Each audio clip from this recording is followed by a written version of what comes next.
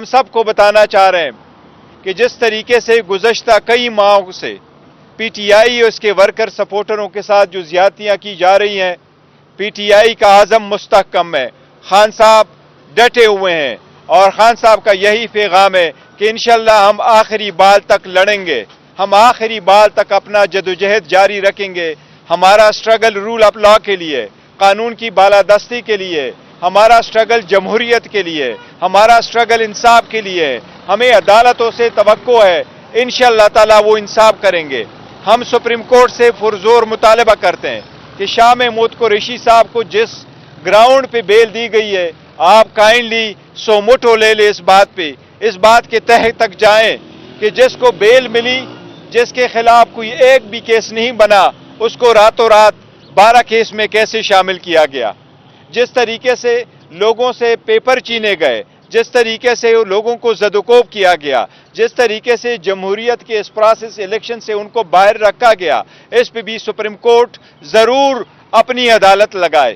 اگر R O پہ عدالت لگ سکتی ہے تو سپریم کورٹ سے التماس ہے کہ اس بات پہ بھی عدالت لگائے کہ سارے پروسیس کو کون داغدار کر رہا ہے۔ اگر election free, fair and transparent نہ ہوئے تو اکانومی کا نقصان ہوگا، جمہوریت تباہ ہو جائے گی، عوام کو ان کے منتخب نمائندے نہیں ہوں گے، ریل جو ہارس ٹریڈنگ ہے اس کا سلسلہ شروع ہو جائے گا، جو آئین اور قانون کی سراسر خلاف ورزی ہے۔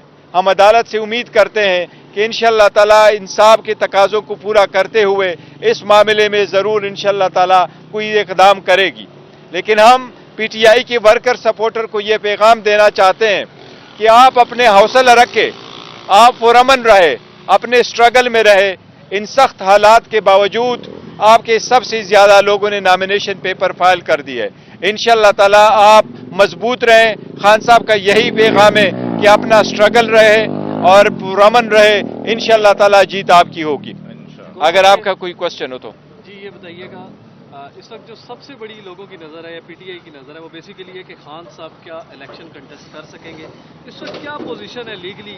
آپ دیکھتے ہیں کہ کیا خان صاحب واقعی الیکشن لڑ سکتے ہیں اور کتنے حلقوں سے؟ دیکھیں، خان صاحب کی ہماری چاہت ہے کہ وہ خان صاحب الیکشن لڑے، اور ہماری یہی سبمیشنز ہے کہ خان صاحب کوالیفائڈ ہے اور الیکشن لڑ سکتے ہیں۔ خان صاحب کی تو کیا، باقی ورکروں کو بھی لڑنے نہیں دے رہے۔ یہی ہماری سٹیٹمنٹ تھی کہ نواز شریف جس پلان کے تحت آیا ہے وہ تو پورے ٹیم کو لڑنے نہیں دے رہا، صرف ایک لیڈر اور 2 کے اور 3 کی بات نہیں، وہ تو کسی اور کو بھی لڑنے نہیں دے رہا۔ وہ آپ کو حوزدار سے لے کے پی کے کوہستان تک جائے، ہر جگہ میں کوشش کی گئی کہ وہاں سے لوگوں سے ان کے نامینیشن پیپر کی آنے میں، سبمیشن کرنے میں مشکلات پیش آ رہی ہے۔ تو آئین قانون کے مطابق خان صاحب کوالیفائڈ ہے۔ ہم عدلیہ سے امید کرتے ہیں انشاءاللہ تعالی خان صاحب کی نامینیشن فارم ایکسپٹ ہوں گے، اگر وہ ریجیکٹ بھی کرتے تو اپیل الاؤ ہوگی اور انشاءاللہ وہ پارٹیسپیٹ کریں گے۔ گور صاحب یہ بتائیے گا، جو حکم امتناع ملا ہے سائفر کیس میں، اب اس ٹرائل کی کیا نوعیت ہے؟ کیا دیکھو، کل اس ٹرائل میں ڈیٹ ہے، کل تو شاید جج صاحب آئیں گے، اب نیکسٹ کی جب ڈیٹ دیں گے، چونکہ پروسیڈنگز ختم ہو چکی ہے، اس لیے نیکسٹ کل جو ڈیٹ ملے گی وہ 11 تاریخ کی بعد کی ڈیٹ ہوگی۔ دیکھو، ہم پہلے دن سے جج صاحب کو بھی عرض کرتے رہے، ہم حکم امتناع 11 تاریخ تک، تو 11 تاریخ کی بعد کی کوئی ڈیٹ پڑے گی۔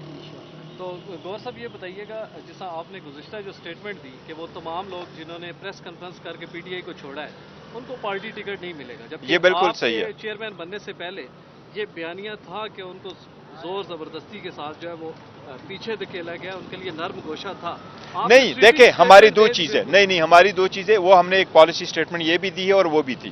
ہم ضرور یہ رکھتے ہیں کہ کچھ ایسے لوگ ان میں انوالو ہے کہ ان کی فیملی پہ باقی بڑے سخت حالات آئے جن سے مجبور ہو کر کہ وہ اگر کوئی پریشر برداشت نہ کر سکے اور انہوں نے پریس کانفرنس کر لی تو کچھ سرکمسٹانسز میں کر لی، لیکن ہمارے ورکر سپورٹر ہے اور پارٹی کی ایک پالیسی ہے، متفقہ پالیسی یہی ہے جو خان صاحب کی طرف سے سٹیٹمنٹ تھی وہ ہم نے دی تھی کہ جو لوگ پریس کانفرنسز کر چکے ہیں ان کو ہم ٹکٹوں کے لیے کنسیڈر نہیں کریں گے۔ تو کیا فواد چودھری بھی اس تلوار کے نیچے آئیں گے؟ دیکھیں، جس نے بھی پریس کانفرنس کی ہے ان کو ہم کنسیڈر نہیں کر رہے، یہ بڑا اسٹریٹ فارورڈ سٹیٹمنٹ ہے۔ راولپنڈی میں شیخ رشید بھی الیکشن لڑ رہے ہیں، ان کے حوالے سے متضاد بیانات آ رہے ہیں، آپ کی پارٹی کی کیا پالیسی ہے शेख रशीद से मतलब देखिए, शेख रशीद साहब की वो अपनी पार्टी और अपने पार्टी से जो है वो से इलेक्शन लड़ रहे हैं। अभी उस सिलसिले में कोई फैसला नहीं हुआ कि किसी और पार्टी को किसी सपोर्ट करना है कि नहीं। फिलहाल पीटीआई का इरादा यही है कि हर कंस्टिट्यूएंसी पे हम इलेक्शन लड़ेंगे, अपने नुमाइंदे खड़े करेंगे और कोई सीट खाली नहीं छोड़ेंगे। टिकट जारी करने पे अभी आप लोग किस पोजीशन पे पहुंचे? देखिए, टिकटों के बारे में एक तो मैं आपको बता दूं, मुझे जिस तरह खबरें आई हैं तो कुछ लोगों ने कोई लिस्टें आपसे शेयर की हैं, कुछ वैसे लिस्टें की है। किसी ने भी कोई लिस्ट अगर शेयर की है, कोई नाम आया है, वो बिल्कुल गलत है। प्रेस कॉन्फ्रेंस के थ्रू इंशाअल्लाह ताला वो हम प्रेस कॉन्फ्रेंस करेंगे। प्रेस कॉन्फ्रेंस के थ्रू इंशाअल्लाह ताला सारा डिटेल देंगे आपके सामने। वो नाम साइन करके हम इलेक्शन कमीशन को भी देंगे, वेबसाइट पे भी चढ़ाएंगे। वही लोग होंगे जिसको party at the end of the day हम दस्तखतशुदा करके साइन करके देंगे। जो भी लिस्ट पहले आई है वो गलत है।